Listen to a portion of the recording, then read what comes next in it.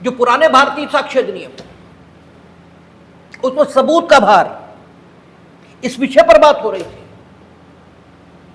और हमने आपसे कहा था कि सबूत का भार यह प्रथमता उसी व्यक्ति पर होता है जो सकारात्मक कथन करता है, और सकारात्मक कथन जो करता है उस पर सबूत का भार होने की दशा में कोई अन्याय हो रहा है यह नहीं कहा जा सकता, क्योंकि न होने का कोई सबूत नहीं हो सकता। होने का सबूत यह होता है अगर आदमी है तो वो जिया होगा, और अगर वो जिया होगा तो कुछ लोगों से मिला भी होगा, उसने खाना भी खाया होगा, उसने आदमी के द्वारा किए जा सकने योग्य सभी कामों को किया होगा। और अगर आदमी नहीं है तो शून्य है, कुछ है ही नहीं। और जब कुछ है ही नहीं तो कुछ न होने का सबूत ये कैसे लाया जा सकता है? भाई शून्य है।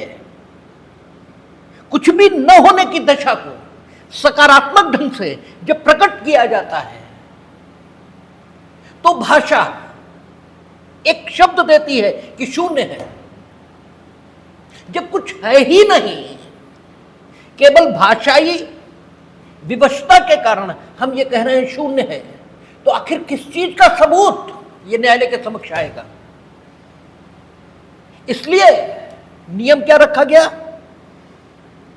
कि प्रथमतः अभिवचन के नियमों के मुताबिक, कानून के नियमों के मुताबिक, पुराने भारतीय साक्ष्य अधिनियम में धारा 101 और नए में 104, चीजों को प्रथमतः साबित करने का भार, यह सबूत का भार, यूं तो सबूत का भार शब्द 104 में भी है और सबूत का भार शब्द 105 में भी है। 105 में उसने, ठीक है, मार्जिनल नोट में यह शब्द और जोड़ दिए कि सबूत का भार किस पर होता है।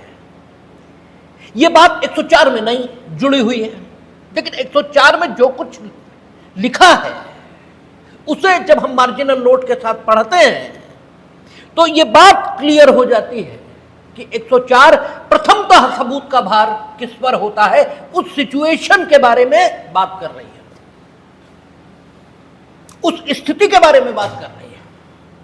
यह बात क्रिस्टल क्लियर हो जाती है। देखिए, कानून के साथ एक चीज सीखिए, कानून क्या है यह याद रहना पर्याप्त नहीं है, क्योंकि आपने अगर यह जाना कि कानून क्या है तो वो तो भूल ही जाएंगे आप। क्योंकि हमने बार बार आपसे कहा है कि भगवान ने दिमाग के कंप्यूटर को कुछ ऐसा बनाया है कि अगर आपने इसको समझाया कि जो कुछ हम संग्रहित करना चाहते हैं स्मृति के तौर पर, वो सब कुछ बहुत सुंदर है, तो ये स्टोर करता है अपने में। और अगर आपने ये नहीं समझाया इसको तो ये स्टोर कुछ भी नहीं करता। और हमने आपको कई बार उदाहरण दिए हैं कि फिल्मी गाने जो आपको अच्छे लगते हैं एक बार में याद हो जाते हैं, उन्हें याद तो नहीं करते आप, जिदपूर्वक, इच्छापूर्वक उसे याद तो नहीं करते, लेकिन उसका जो सौंदर्य है, उसकी जो सुंदरता है, जिसकी वजह से, क्योंकि सुंदरता उसमें भी है, अगर नहीं है तो तुम ये कहते क्या हो कि बहुत सुंदर, भाई गाना बहुत अच्छा था, गाना बहुत खूबसूरत था, किसके लिए कह रहे हो? इसका मतलब सौंदर्य ये सिर्फ व्यक्ति में नहीं है, ये विचार में भी है। और अगर फिल्मी गाना खूबसूरत लगता है, सुंदर लगता है, तो डेफिनेटली दिमाग उसे स्टोर कर लेता है और वो आप भूलते ही नहीं। कानून इसलिए आप भूल रहे हैं, बार बार जो याद करने की जरूरत पड़ती है वो इसलिए कि आपने दिमाग को समझाया ही नहीं कि ये बहुत खूबसूरत है, और ये खूबसूरत है ये विश्वास जिस दिन आप दिमाग को दिला देंगे, कानून आप भूल ही नहीं सकते। और ये विश्वास किस चीज में से आएगा? जब आप अनफोल्ड करें कि वो जो कुछ कानून के तौर पर आपके सामने रखा है वो क्यों है, अर्थात जो कुछ कानून है वो आखिर कानून क्यों है। ये जिस दिन दिमाग को समझाएंगे आप, कानून उस दिन समझ में आएगा और कानून उस दिन याद होगा। आपको ये जानना होगा कि जो सकारात्मक बात कहता है उस पर सबूत का भार है। ये भार उस व्यक्ति पर रखने में न तो कोई अन्याय है और न ही कोई गलत बात, क्योंकि होना ही उसी पर चाहिए। अरे हम अगर ये कहते हैं कि अमुक आदमी नहीं है तो उसके न होने का सबूत हम कहां से लाएंगे? क्योंकि मेरी प्रस्थापना वही ये है कि वो नहीं है। हो सकता है हम झूठ कह रहे हो, लेकिन मेरे झूठ को स्थापित करना ये आपका काम है। और कोई भी आदमी झूठा मां के पेट से पैदा नहीं हुआ। और सामान्य नियम यह है कि जो चीज जैसी है वो वैसी ही है, यह मान्यता होनी चाहिए। भाई मान्यता, जब हम मान्यता का निर्माण करने की प्रक्रिया में होंगे तो हम मान्यता क्या बनाएंगे कि जो चीज जैसी है वो वैसी ही होगी जब तक कोई बाह्य बल उस पर न लगे। भाई आपने देखा था कि भारत में अंतरिक्ष यान चंद्रमा पर भेजा था, ठीक है, वो विक्रम रोवर का नाम शायद था, ठीक है, क्योंकि वो मेरा विषय नहीं है इसलिए हमें याद नहीं। उसकी पहियों में अशोक की लाठ बनाई गई थी और ये कहा था, वैज्ञानिक ऐसा कहते हैं, हमें तो नहीं मालूम, हम अमेरिका चांद पे उतरे थोड़ा ही हैं, कि वो अशोक की लाठ युगों युगों तक ऐसे ही बनी रहेगी। क्यों? इसलिए कि वहां वायुमंडल है ही नहीं। और चंद्रमा की मिट्टी पर वो जो अशोक की लाठ उभरी है उसे बिगाड़ने के लिए हवा के बाह्य बल की जरूरत है, वो है नहीं, तो बिगड़ सकता ही नहीं। इसका मतलब यह हुआ कि चाहे बनने के रूप में परिवर्तन हो और चाहे बिगड़ने के रूप में परिवर्तन हो, परिवर्तन किसी भी रूप में हो, उस परिवर्तन को करने के लिए बल चाहिए, बाह्य बल चाहिए, मीनिंग देयर बाय बाह्य हस्तक्षेप चाहिए। तो व्यक्ति जब पैदा हुआ तब झूठा नहीं था, और उसके झूठे होने का कोई प्रमाण मेरे सामने है नहीं। तो हम ये क्यों मान लें कि what ever he is saying, ठीक है, दैट इज नॉट ट्रुथ? हम ये क्यों माने? भाई काहे मान लें? इसलिए कानून या जज दोनों पक्षों को सच मानकर चलता है, ठीक है ना। एज ए जज उसे किसी पक्ष को झूठ या किसी पक्ष को सच मानना ही नहीं चाहिए, और ना वो मानता है, ठीक है। इसलिए दोनों पक्षों के बारे में जब हमारी मान्यता यह होगी कि दोनों सच हैं, तो सत्यता का प्रमाण देने की बात ये अगर मेरी ओर से आएगी तो किससे सत्यता का पहला प्रमाण हमें मांगना चाहिए? हमें पहला प्रमाण किस व्यक्ति से मांगना चाहिए? उस व्यक्ति से जो सकारात्मक बात कहता है, क्योंकि नकारात्मक जो कह रहा है उसे अगर हम सच मान लें तो फिर उसके पास प्रमाण हो ही नहीं सकता। इसलिए 104 में यह लिखा है कि जो न्यायालय के समक्ष किन्हीं तथ्यों के अस्तित्व में होने का प्रख्यान करता है। अब देखिए, जब आप ये जान लेंगे कि what is the legislative intention, क्या विधायी नीति है, तो आपको बेयर के शब्द एज सच याद होते हैं। ये रटने नहीं पड़ते। बेयर की भाषा ये इतनी सुंदर है, इतनी खूबसूरत है कि इससे खूबसूरत भाषा नहीं हो सकती। क्या लिखा है? यदि कोई पक्ष किन्हीं तथ्यों के अस्तित्व में होने का प्रख्यान करता है, मीनिंग देयर बाय सकारात्मक बात कहता है, तो अपनी बात का साक्ष्य अर्थात उन तथ्यों के अस्तित्व में होने के संबंध में साक्ष्य देने का जो भार है वो उसी पर होता है। प्रथमतः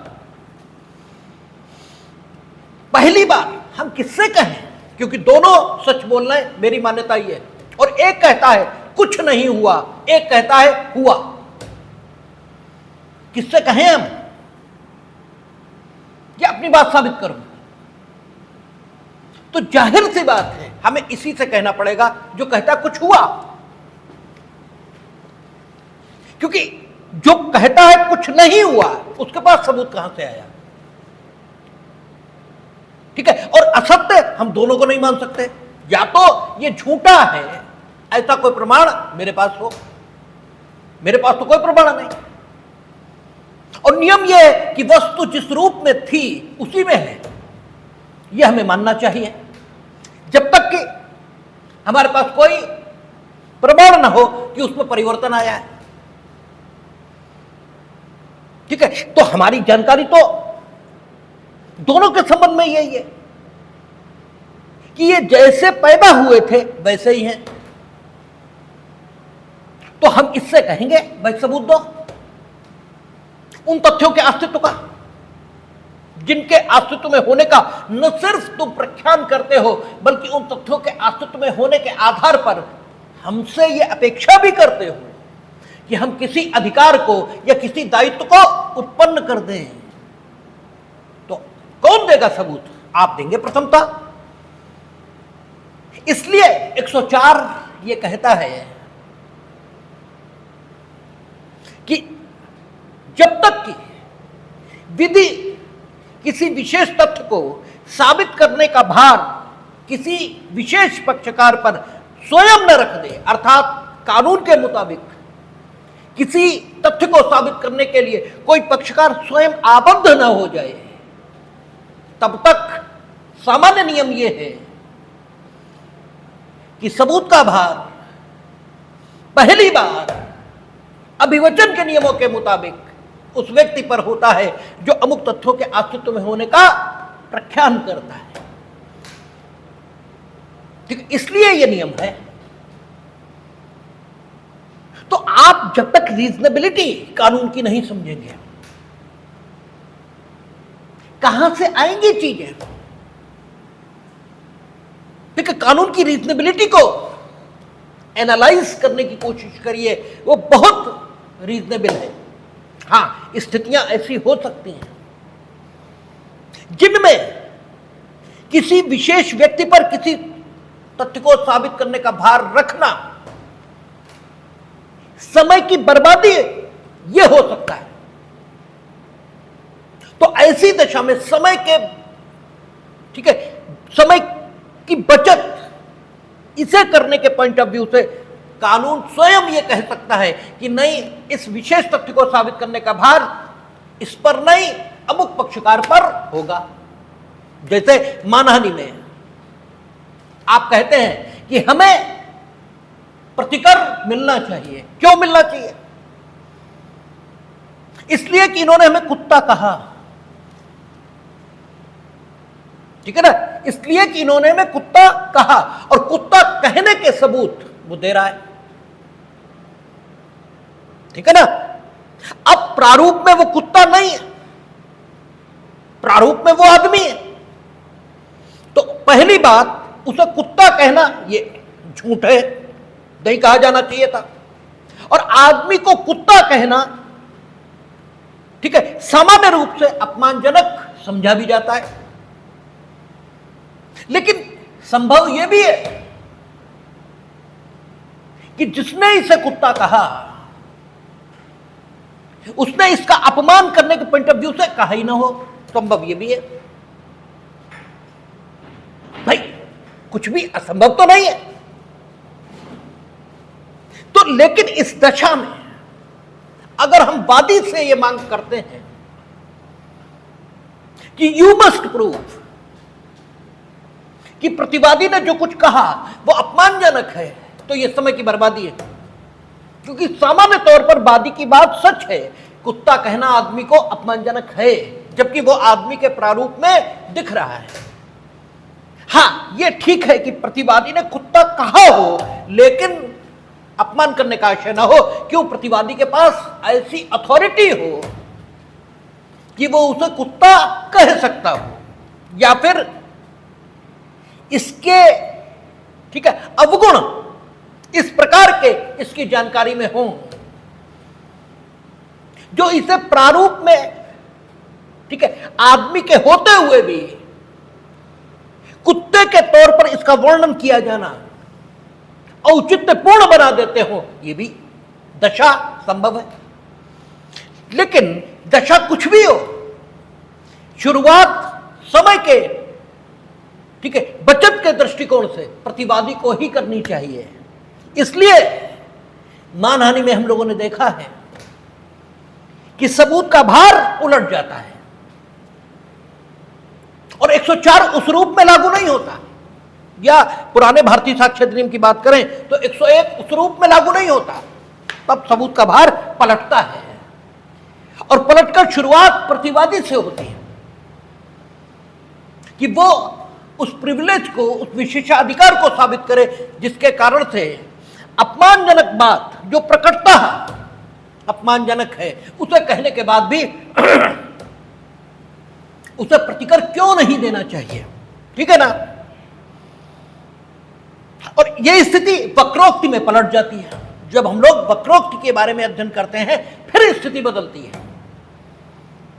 वक्रोक्ति के द्वारा मानहानि की दशा में सबूत का भार किस पर होता है, यह सवाल आपके सामने आता है बार बार, और वो इसीलिए आता है क्योंकि मानहानि में सबूत का भार उल्टा हुआ होता है और वक्रोक्ति में सबूत का भार वैसा होता है जैसा सामान्य तौर पर होता है।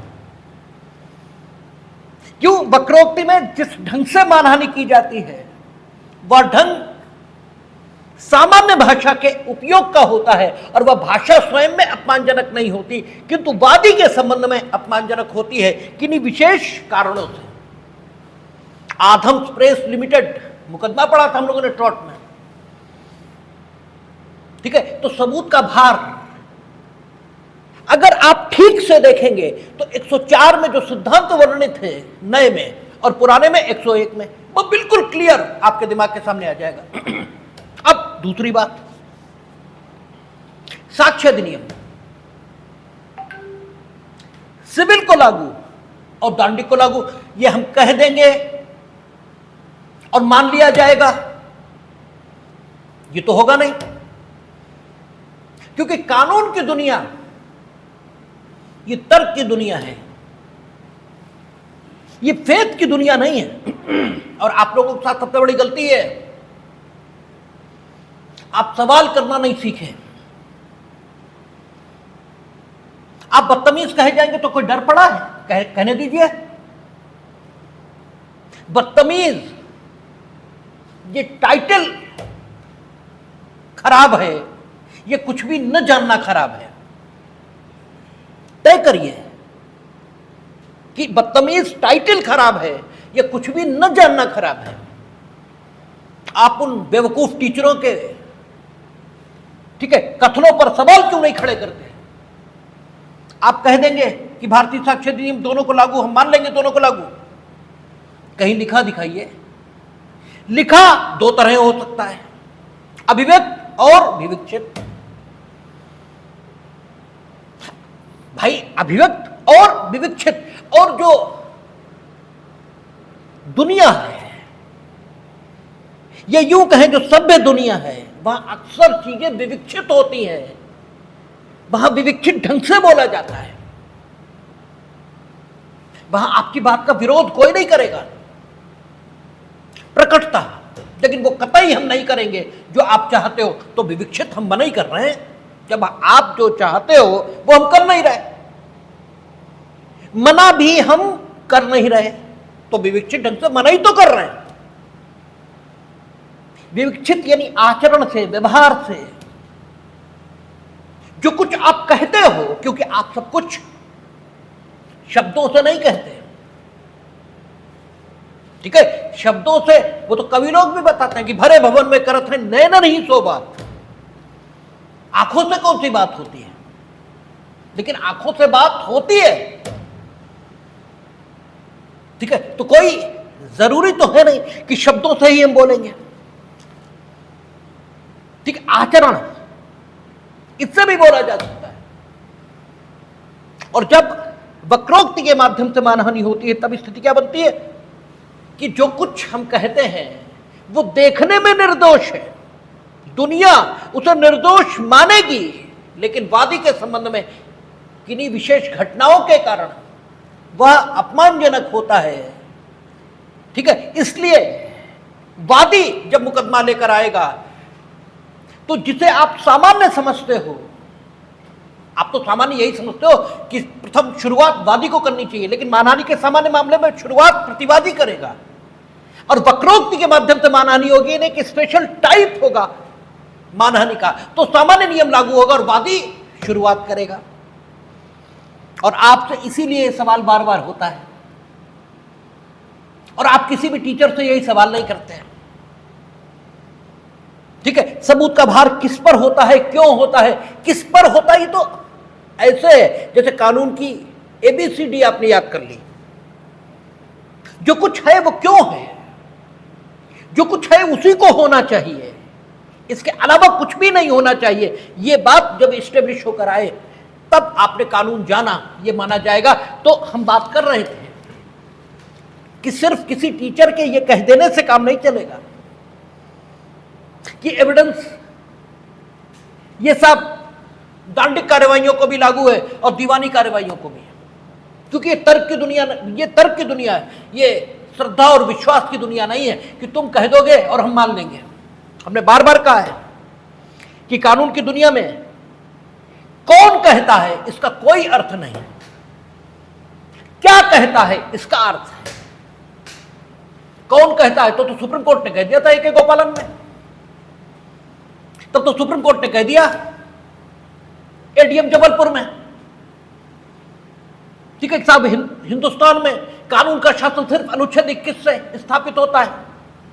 ADM जबलपुर में यही कहा था जस्टिस बेग ने कि यह आपातकाल है और अनुच्छेद 21 सस्पेंड है। 1975 के इमरजेंसी में अनुच्छेद 21 सस्पेंड था, यह भी याद रखने लायक बात है। और यह याद रखने लायक ये हमें पता तब लगा जब एक सज्जन इस आपातकाल में, हमने बोला था ना, एक वीडियो बनाया था, उन्होंने सुना होगा, वो कह रहे थे आप गलत बोल रहे थे। हमने क्यों गलत क्यों बोल रहे थे, बोला अनुच्छेद 21 थोड़ी सस्पेंड था 1975 में। हमने कहा कि पढ़ा है आपने, हम तो रोज ही पढ़ते हैं। तो हमने कहा फिर से पढ़िए, अनुच्छेद 21 सस्पेंड था। और ADM जबलपुर जो ब्लंडर कहा जाता है वो इसी वजह से कहा जाता है क्योंकि जस्टिस बेग के सामने ये तर्क रखा गया था कि एडमिनिस्ट्रेटिव लॉ के प्रिंसिपल्स के मुताबिक,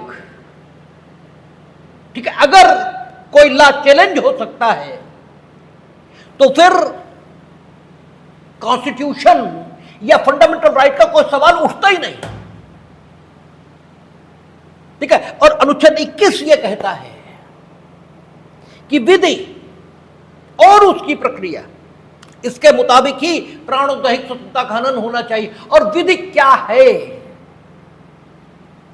ठीक है, इसको डिफाइन किया जाएगा। यानी एडमिनिस्ट्रेटिव लॉ के प्रिंसिपल्स के मुताबिक अगर कोई डिटेंशन चैलेंज हो सकता है तो कॉन्स्टिट्यूशन या फंडामेंटल राइट को दरकिनार करके सिर्फ एडमिनिस्ट्रेटिव लॉ के प्रिंसिपल्स के आधार पर उस डिटेंशन को क्वेश किया जा सकता है। तब जस्टिस बेग का रिस्पॉन्स जो आया था वो इस दुनिया का सबसे खराब रिस्पॉन्स है। कोई जज ऐसे नहीं बोल सकता, लेकिन जस्टिस बेग बोले थे। और जस्टिस बेग ने ये कहा था कि पूरी दुनिया में ये जो बात कही जाती है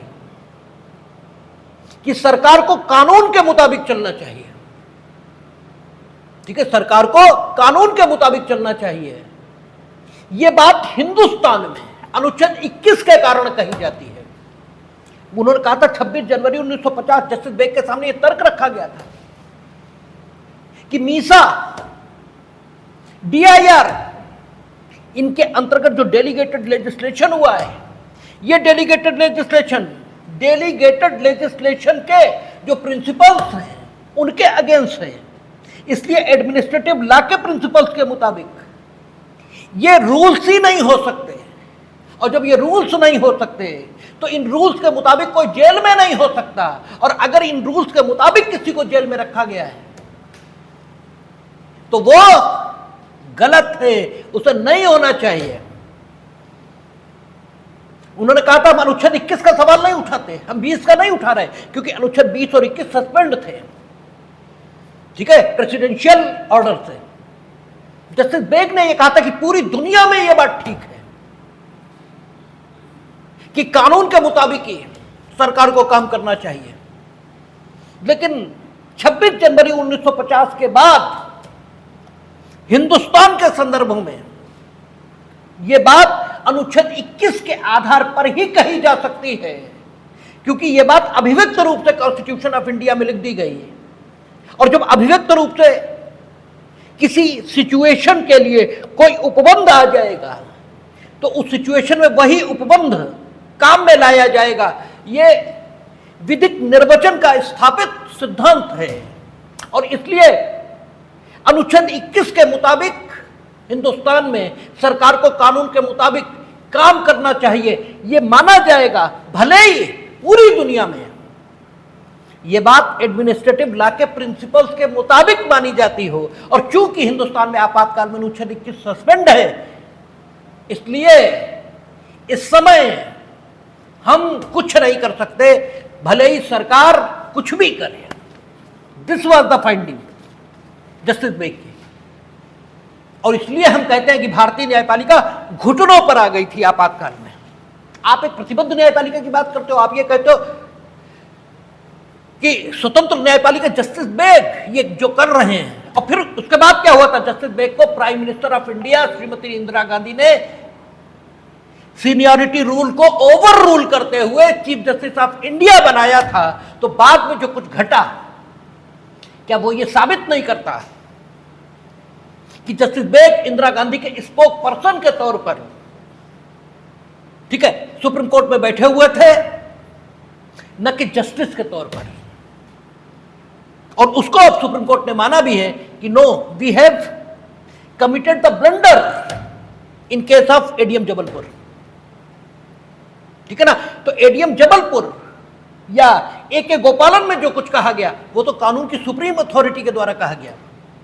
कानून की सुप्रीम अथॉरिटी यानी कानून के निर्वचन की सुप्रीम अथॉरिटी के द्वारा कहा गया, लेकिन वो जो कुछ कहा गया वो ठीक नहीं लगता, इसलिए किसी ने उसे नहीं माना, उसके विरुद्ध संघर्ष चला है लगातार, और अंततः सुप्रीम कोर्ट को यह कहना पड़ा सेल्विया में कि we have committed the blunder.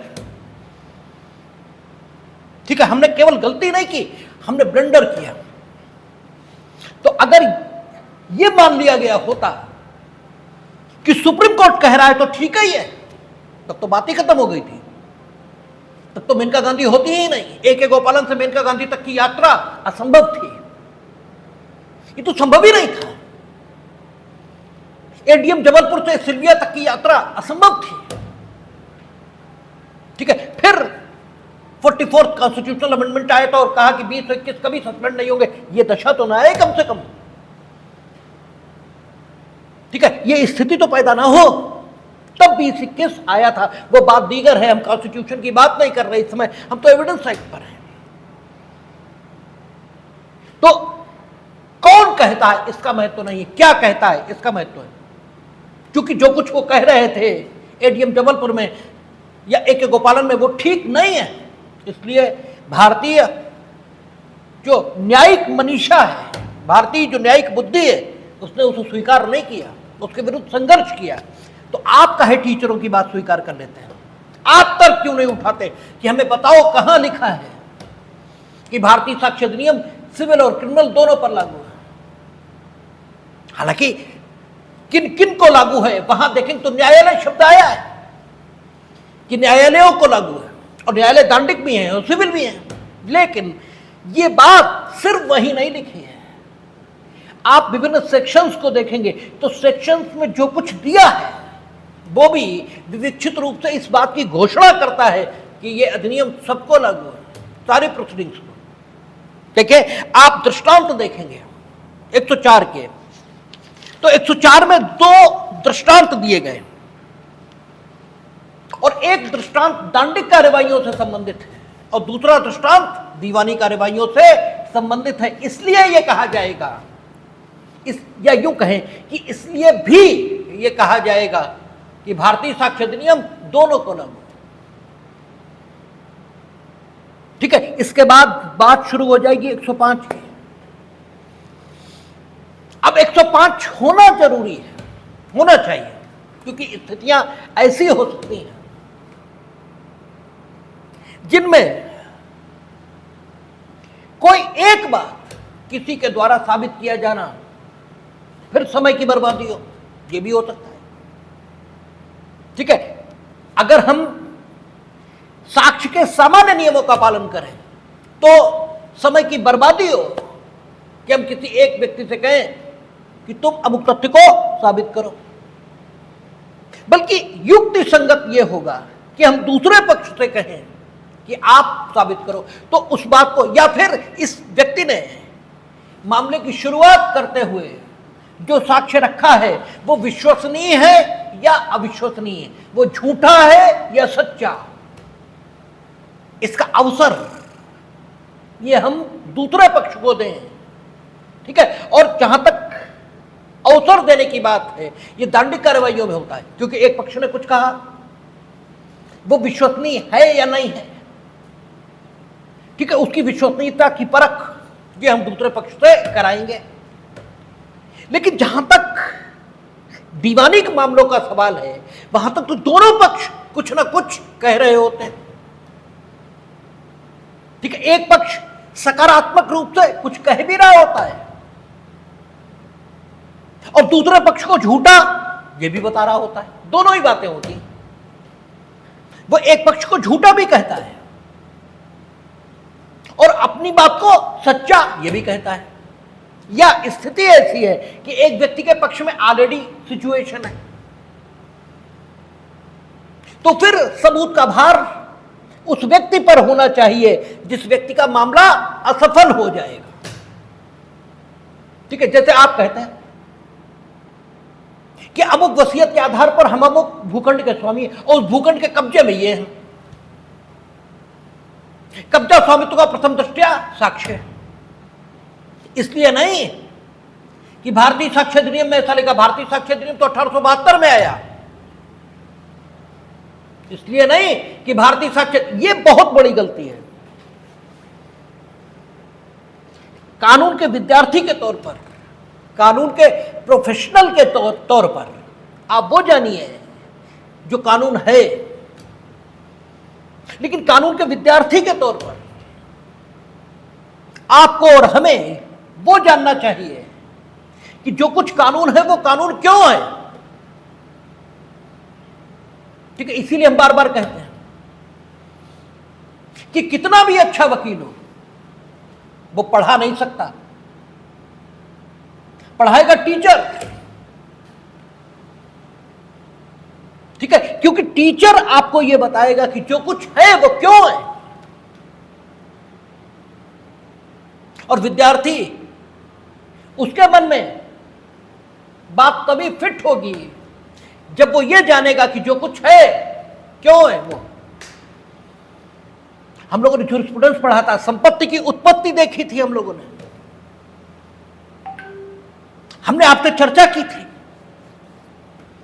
कि आदमी दुनिया में आया तो संपत्ति लेकर थोड़ा ही आया, संपत्ति तो यहां बनी, और संपत्ति की उत्पत्ति के कई सिद्धांत हैं, जिनमें से एक अभिग्रहण का सिद्धांत ये भी है।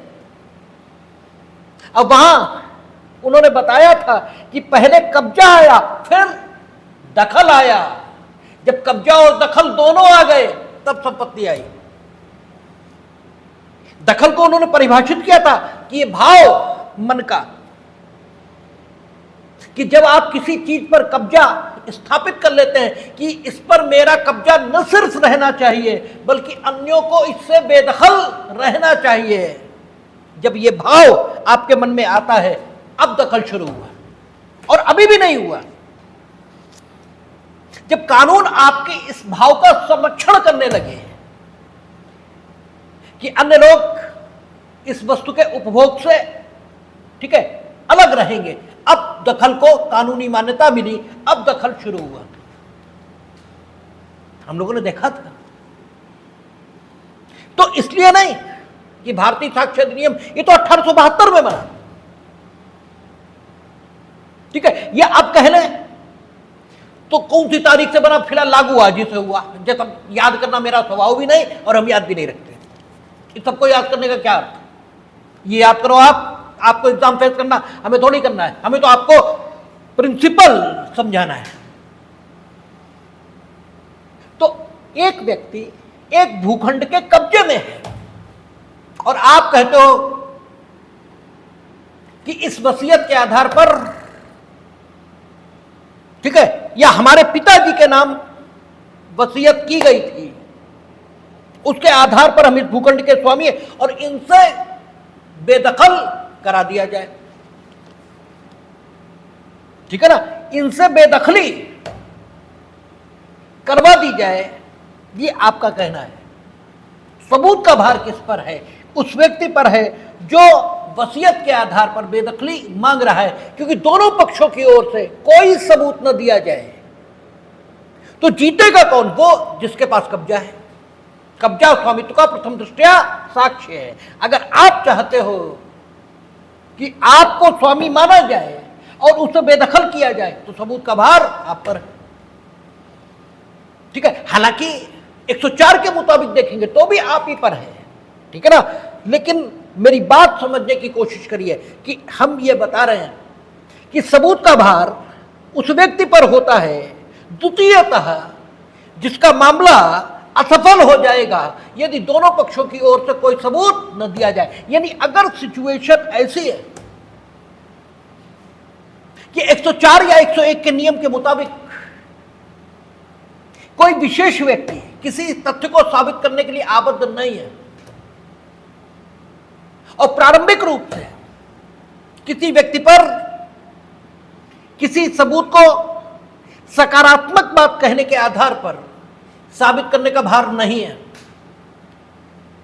ठीक है, तो सबूत का भार उस व्यक्ति पर आ जाएगा जिसका मामला असफल हो जाएगा। यह दो स्थितियों में हो सकता है, जबकि अवधारणा कर ली है कानून ने किसी तथ्य की। अब जब एक तथ्य की अवधारणा उसने कर ली तो किसका मामला असफल हो जाएगा? आपका मामला असफल हो जाएगा, क्योंकि वादी के पक्ष में तो अवधारणा आ गई है, वादी के पक्ष में तो उसने अवधारणा कर रखी है। ये ऐसा ही है। और अवधारणा का अर्थ क्या हुआ? जिन तथ्यों को उद्धारित करने का विधायी निर्देश आ जाएगा, न्यायालय उन तथ्यों को साबित मानेगा। और साबित मानने का मतलब क्या है? ये तथ्य अस्तित्व में, न्यायालय की धारणा ये होगी जब तक कि ना साबित न किया जाए। यानी आप ना साबित करो, आप बताओ कि नहीं ये बात ठीक नहीं है। तो द्वितीयतः सबूत का भार उस व्यक्ति पर है जिसका मामला असफल हो जाएगा, या प्रथमतः जिस पक्ष पर सबूत का भार था उसने अपने भार को उन्मोचित कर दिया, डिस्चार्ज कर दिया। अब जब डिस्चार्ज कर दिया तो आपका मामला असफल हो जाएगा। अब आप कुछ नहीं, भाई उसने तो डिस्चार्ज कर दिया, उसने सबूत का भार जो डिस्चार्ज किया है, जिस सबूत को देकर वह सबूत विश्वसनीय नहीं है, अगर यह बात आप नहीं लाओगे तो कैसे? वो तो जीत जाएगा, ठीक है। तो आप अविश्वसनीय आपने कर दिया, इससे क्रिमिनल मामले में तो काम चल जाएगा, लेकिन दीवानी मामले में हो सकता है फिर भी ना चले। तो आपको अपने पक्ष में सबूत देना पड़ेगा। तो 102 द्वितीय स्थिति की चर्चा यह करता है कि द्वितीयता सबूत का भार उस पर है, पुराने में 102 और नए में 105। 106 हम लोगों ने बात की थी, क्या बात करता है? तथ्य में विशेषता है, तथ्य में। और ठीक है, आपका जो नए में 106 है वो पुराने में 103 है, यानी 3 का फर्क कर लें। ठीक है, तो जो 106 में है नए में, पुराने में 103 में है, और जो पुराने में 106 में है और नए में 109 में है, इनके बीच जो फर्क है वो फर्क ये है कि उसमें तथ्य में विशेषता है, तथ्य में। और 106 या 109 में तथ्य में विशेषता नहीं है, बल्कि परिस्थितियां ऐसी विशेष हैं जिनमें उस तथ्य की जानकारी सर्वसाधारण समाज को नहीं हो सकती, व्यक्ति को ही हो सकती है। तो हम एडजुडिकेशन कर रहे हैं, कोई नाक का सवाल तो है नहीं। प्रक्रिया काय के लिए बनाई जाती है? सुविधा के लिए। जब परिस्थितियां ऐसी हैं जिनमें एक विशेष तथ्य की जानकारी केवल एक व्यक्ति को हो सकती है, अन्यों को हो ही नहीं सकती, तो सुविधा का नियम या नीति का नियम या पॉलिसी क्या कहती है? तब पॉलिसी यही कहती है कि भाई जिसको हो सकती है उसी से हम कहें कि भाई तुम बताओ ऐसा क्यों है। और जो आपसे प्री में पूछा जाएगा जब पेपर कठिन होगा, तब जो आपसे पूछा जाएगा वो ये कि रेस इप्सा लॉक्यूटर, परिस्थितियां स्वयं बोलती हैं। ये नियम सबूत के भार से संबंधित किस धारा से संबंधित है, आपसे पूछा जाएगा ये। तो जो रेस इप्सा लॉक्यूटर है, परिस्थितियां स्वयं बोलती हैं, ये जो प्रिंसिपल है ये 106 से ही संबंधित है, क्योंकि परिस्थितियां स्वयं बोल रही हैं। हमने कहा ना 106 में स्थिति क्या होती है? परिस्थितियों में विशेषता होती है, तथ्य में नहीं। परिस्थितियों में विशेषता है, तथ्य में कोई विशेषता नहीं है। तथ्य तो सामान्य है, ठीक है, लेकिन परिस्थितियां ऐसी हैं कि उनमें उस तथ्य विशेष की जानकारी किसी विशेष व्यक्ति को ही होगी, अन्य किसी को नहीं होगी। तुमने बस जो डिवाइडर बना हुआ है रोड का उस पर चढ़ा दी, ठीक है, आप कहते हो ड्राइवर नेग्लिजेंट नहीं था, ठीक है, परिस्थितियां क्या बोल रही हैं? एक सामान्य व्यक्ति को क्या दिख रहा है कि ड्राइवर नेग्लिजेंट था। अब अगर नहीं था तो इसकी जानकारी भाई तुम्हारे ही पास होगी। अगर आप ये कहते हो कि इधर 5 छोटे छोटे बच्चे खेल रहे थे, ठीक है, बस खाली थी, कोई नहीं था उसमें, ड्राइवर ने स्वाभाविक मानवीय दया के वशीभूत होकर, क्योंकि बच्चों के प्रति दया ये मानवता है, मानवीय गुण है, लोग अपना जीवन संकट में डाल देते हैं, उन छोटे बच्चों को बचाने की खातिर काटी और वो डिवाइडर पर चढ़ गई, ठीक है। तो इस तथ्य, इन तथ्यों विशेष, ये विशेष तथ्य हैं जिनके आधार पर आप उपेक्षा न होने का तर्क ले रहे हो। ये परिस्थितियां सामान्य नहीं है। सामान्य व्यक्ति को तो यही दिखेगा कि रोड डिवाइडर पर जब चढ़ी बस तो फिर नेग्लिजेंट था ड्राइवर, ठीक है। तो अगर आप कहना चाहते हो कि परिस्थितियां स्वयं बोलती हैं, यह सिद्धांत लागू नहीं होना चाहिए, अर्थात ड्राइवर को नेग्लिजेंट नहीं माना जाना चाहिए, तो you must prove, because it is a special fact which, ठीक है, which should be in your knowledge, ये आप ही की जानकारी में होना चाहिए। क्यों? आप ही ऐसा कहते हैं, और जो कुछ आपकी जानकारी में होता है आप वही कहते हैं। अगर जो कुछ आपकी जानकारी में नहीं है वो आप कह रहे हो, तो फिर यह कहा जाता है कि आप झूठ कह रहे हो। झूठ कहना इसी का नाम है कि जो आपकी जानकारी से समर्थित नहीं है। मिथ्या उपदेशन आपने कॉन्टेक्ट में क्या देखा है? यही तो देखा है, उसकी डेफिनेशन यही तो है कि जिन तथ्यों का सत्य या असत्य होना आप नहीं जानते, उनके सत्य होने का प्रख्यान आप करते हैं। कपट ये तब हो जाएगा जब सत्य न होना आप जानते हैं, फिर भी सत्य होने का प्रख्यान करते हैं। अलग अलग है स्थिति। तो रेस इप्सा लोक्यूटर 106 से संबंधित है। और चूंकि हमने जानबूझकर दीवानी कार्रवाई का उदाहरण दिया है, क्योंकि होता यह है कि हम भी चूंकि दांडिक प्रैक्टिस, क्रिमिनल प्रैक्टिस करते हैं, और अक्सर कचहरी में क्रिमिनल प्रैक्टिशनर ज्यादा होते हैं, तो वो इसका उदाहरण हमेशा यही देते हैं कि मान लो तुम्हारे घर में लाश मिली है, तो तुम ही बताओगे कि लाश तुम्हारे घर में कैसे आई। अब लाश में कोई, ठीक है, लाश मिलने के तथ्य में कोई स्पेशलिटी ये नहीं है, लेकिन लाश पाए जाने का स्थान ये ऐसा है कि उस स्थान पर लाश आई कैसे है, ये भवन स्वामी के अलावा किसी की जानकारी में नहीं हो सकता। लेकिन आपके मन में ये विश्वास दिलाने के लिए कि साक्ष्य अधिनियम के प्रत्येक उपबंध दीवानी और दांडिक दोनों कार्यवाहियों में लागू होते हैं, इसलिए हमने रेस इप्सा लोक्यूटर इसका उदाहरण दिया, क्योंकि वो अकृत्य दीवानी कार्यवाही है। और फिर हम कह रहे हैं अकृत्य दीवानी कार्यवाही मेरे कहने से मत मानिए। मेरे कहने से क्यों मानना है? हम कौन है? हम तो बहुत छोटी चीज, हम तो कुछ है ही नहीं। आप सुप्रीम कोर्ट के कहने से मत मानिए। कानून सर्वोपरि है, और कानून बेयर में लिखा है। सीपीसी ये कहती है कि चल संपत्ति के प्रति अकृत्य है और मानव जीवन के प्रति अकृत्य है। इनके संबंध में लोकल जुडिक्शन, इसका निर्धारण 19 से किया जाएगा। 19 ही तो है, 16-17, ठीक है, 16-17-18 अचल संपत्ति से संबंधित जुडिक्शन है।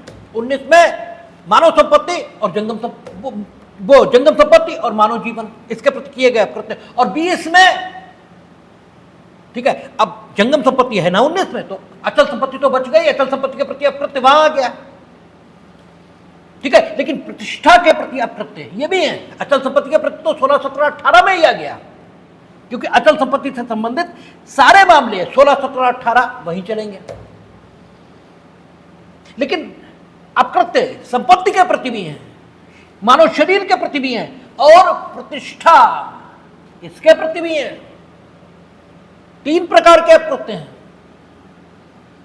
ठीक है। तो तीसरे उनके संबंध जुडिक्शन 20। तो मेरे कहने से कुछ मत मानिए, मेरे कहने से कुछ भी मानने की जरूरत भी नहीं है। जो कुछ मानिए कानून से मानिए। और ये आदत अगर विकसित हो गई तो फिर कुछ भी कानून की फील्ड में अप्राप्य है ही नहीं। ये आदत विकसित नहीं हुई है, इसलिए सब कुछ अप्राप्य लगता है, ठीक है। 106 विशेषतः ज्ञात तथ्य, पुराने अधिनियम की बोल रहा हूं, 109 नए की हो जाएगी, और 103 पुराने की और नए की। 106 तथ्य विशेष, यहां विशेषता तथ्य में है, इलस्ट्रेशन भी दे रहा है, स्वीकृति। और हमने उस दिन भी कहा था कि स्वीकृति दांडिक और दीवानी दोनों मामलों में होगी, और संस्वीकृति सिर्फ दांडिक मामलों में होगी। इसका एक सबूत पुरानी 103 और नई 106 में भी दिया गया है। 106 आप देखेंगे जो दृष्टांत दिया है, क्या कहता है? खाकों का चोरी के लिए अभियोजित करता है। 106 नए की पढ़ेंगे, 103 पुराने की। कहता है खाकों का चोरी के लिए अभियोजित करता है, और न्यायालय से चाहता है कि न्यायालय यह विश्वास करे कि खा ने चोरी की स्वीकृति गा से की है। स्वीकृति नॉट संस्वीकृति, चोरी की स्वीकृति गा से की है। का को यह स्वीकृति साबित करनी होगी, ठीक है। खा न्यायालय से चाहता है कि वह यह विश्वास करे कि प्रश्नगत समय पर वह अन्यत्र था। प्ली ऑफ एलिबाई है, प्ली ऑफ एलिबाई दोनों में ली जा सकती है, दीवानी में भी और दांडिक में भी, ठीक है। यह बात उसे साबित करनी होगी, ठीक है ना। तो मेरे कहने से मत मान लीजिए कि स्वीकृति और संस्वीकृति दोनों दांडिक मामलों में आएंगे, और संस्वीकृति सिर्फ दांडिक मामलों में आएगी। जो कुछ लिखा है भारतीय साक्ष्य अधिनियम में उसे पढ़कर मानिए, क्योंकि मेरे कहने से अगर आपने मान लिया तो हो सकता है 99 बार आप सही माने, लेकिन 100वीं बार हो सकता गलत हो जाए, क्योंकि हम भी आदमी हैं, ह्यूमन एरर हमसे भी हो सकती है। लेकिन अगर यह आदत विकसित हुई कि हम भारतीय साक्ष्य अधिनियम देखकर मानेंगे, तो गलती हमसे भले ही हो जाए, आपसे नहीं होगी। ठीक है, हमसे ह्यूमन एरर हुई, तुमसे थोड़ी होगी, तुम तो भारतीय साक्ष्य अधिनियम देखकर मानोगे। तो 103 पुराने का, नए का 106, पुराने का 106, नए का 109, ये जिन तथ्यों की बात करती हैं उनमें एक में तथ्य में विशेषता, क्योंकि स्वीकृति विशेष प्रकार का तथ्य है, और इधर जो नए में 109 और पुराने में 106, उनमें परिस्थितियों में विशेषता है, ये फर्क है। और पुराने का 104 और नए का 107, इसमें तो कुछ है ही नहीं। वो तो एक सीधी बात कह रहा है कि जबकि क्या हो रहा है, जबकि स्थिति है कि किसी एक तथ्य का सबूत देने के लिए जरूरी है कि पहले आप दूसरे तथ्य को साबित करो। तो अगर आप पहले तथ्य का सबूत देने की प्रस्थापना कर रहे हो, तो दूसरे तथ्य का सबूत कौन देगा? वो भी तो आप ही देंगे। आप कहते हैं, यह मान लिया जाए कि यह कथन अमुक व्यक्ति का मृत्युकालिक कथन है, ठीक है ना? तो अमुक व्यक्ति का मृत्युकालिक कथन है, यह तभी तो हो सकता है जबकि वो मर गया हो।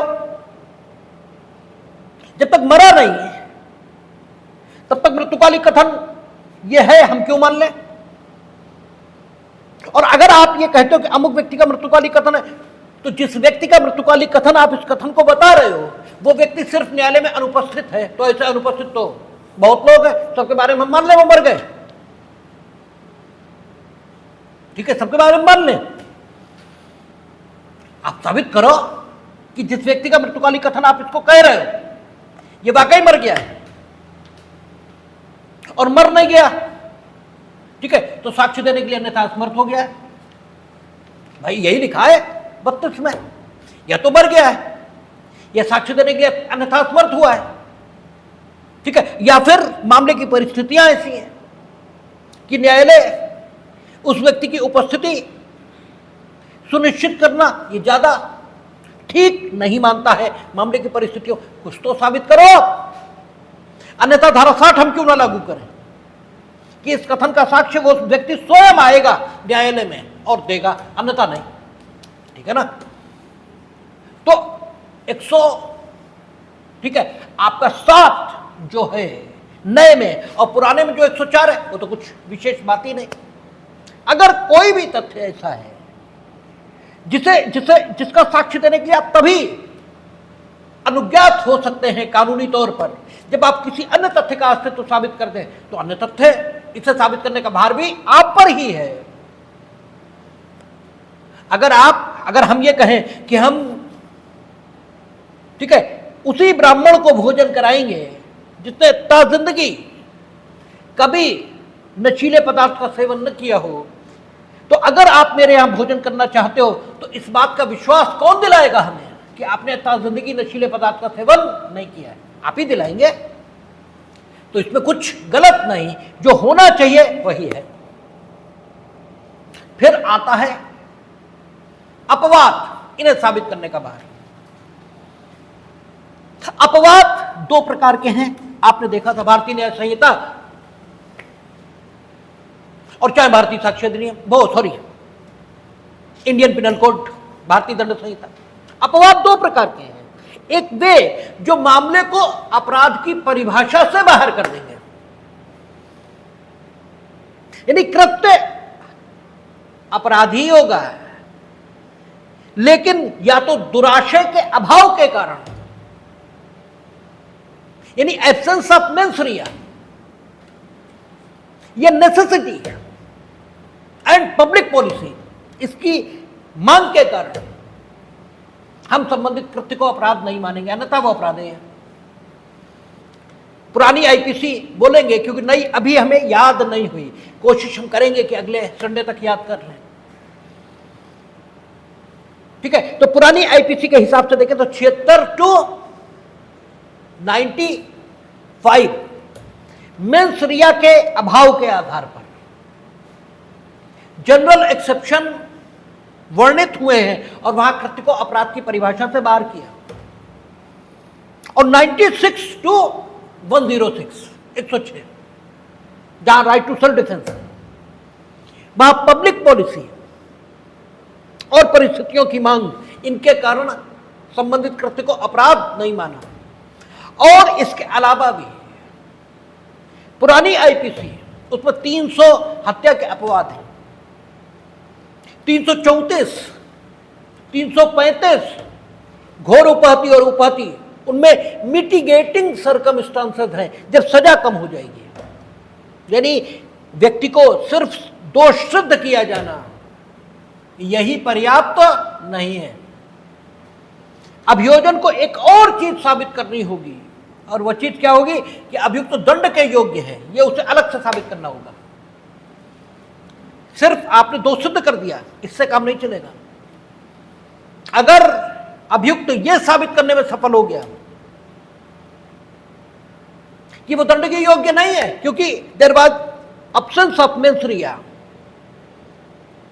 ठीक है ना, या पब्लिक पॉलिसी की डिमांड ऐसी थी, या कोई मिटिगेटिंग सर्कमस्टांस है जिसके कारण वह कम दंड का अधिकारी है, अगर उसने यह साबित कर दिया तो यह आपके दोष सिद्ध करवा देने के बाद भी या उसे दोषी साबित कर देने के बाद भी वो दंडित नहीं होगा। लेकिन चूंकि वह स्वयं कहेगा कि there is a mitigating circumstance, वो स्वयं कहेगा कि there are some circumstances in which it should be presumed by the court that there was a absence of mens rea or there was a need of public policy, it will be said by accused, then कानून क्या होना चाहिए, वही जो 105 में लिखा है कि अगर अपवादों का कोई तर्क ये अभियुक्त की ओर से लिया गया तो अभियुक्त को अपवाद स्वयं साबित करने होंगे, अन्यथा अपवादों के अभाव की उपधारणा की जाएगी। उपधारणा यही होगी कि कोई अपवादिक परिस्थिति नहीं थी, तुम ठीक ठाक थे और तुमने जानबूझकर यह सब किया है, क्योंकि नॉर्मल सिचुएशन यही है कि आदमी जो कुछ करता है वो जानबूझकर ही करता है और जो सामान्य है उसी की उपधारणा होगी, तो कुछ गलत नहीं है। अब बस एक सवाल बचता है और वो एक सवाल यह है कि अभियुक्त के दोष को अभियोजन को युक्त संदेहों के परे साबित करना है। तो क्या अभियुक्त जो, अब देखिए एक चीज और निकल आई कि 105 सिर्फ किससे संबंधित है, दांडिक कार्यवाहियों से, क्योंकि अभियुक्त की बात कर रहा है,